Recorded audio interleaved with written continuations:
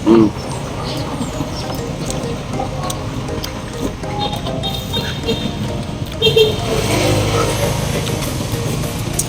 Almusal.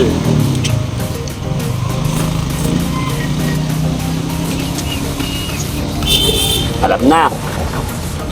Kung may Diwata Pares kayo araw-araw, meron naman kaming San Nicolas, Tasbol, Lubao, Pampanga, Pares, ni ate.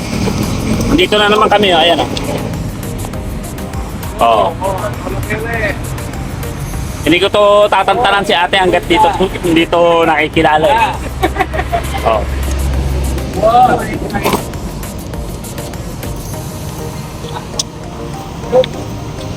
Parang pag nagbablog ako dito, te, medyo maganda yung views.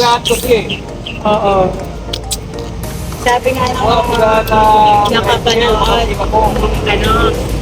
kumakain kami doon, din namin ang chempol si Kawanan. Sabi nga, maganda yung maraming kumakain, hindi na chempol. Nung ano, Kawanan, na-chempol mo yan, nung wala kayong upuan eh.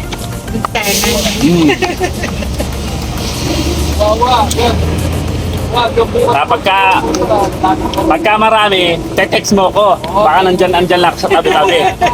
Kunin mo ate yung number ko. Ano kasi sila nanonood din, nakikita yung hindi ka daw nag-chempol.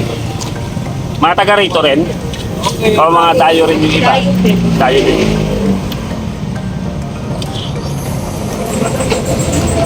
Ang dami na nag-order, sabi niya, layo naman ang pwesto nyo.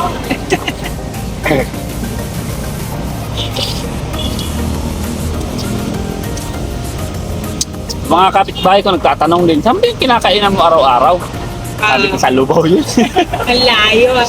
Yung kanina Kawanan, tiga saan kasi siya, pero taga-Olonga po daw siya. Tinanong kita kilala ko. Sabi niya followers. Magpa-follow din siya.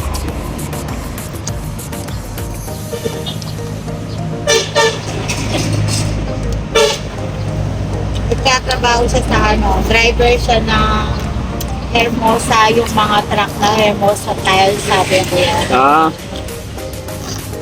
Kilala niya yung One Heart. Oo, trailer. Nakapalaw. Sabi niya kasi sa akin, taga-Olonga po siya, di ba? Taga-Olonga po.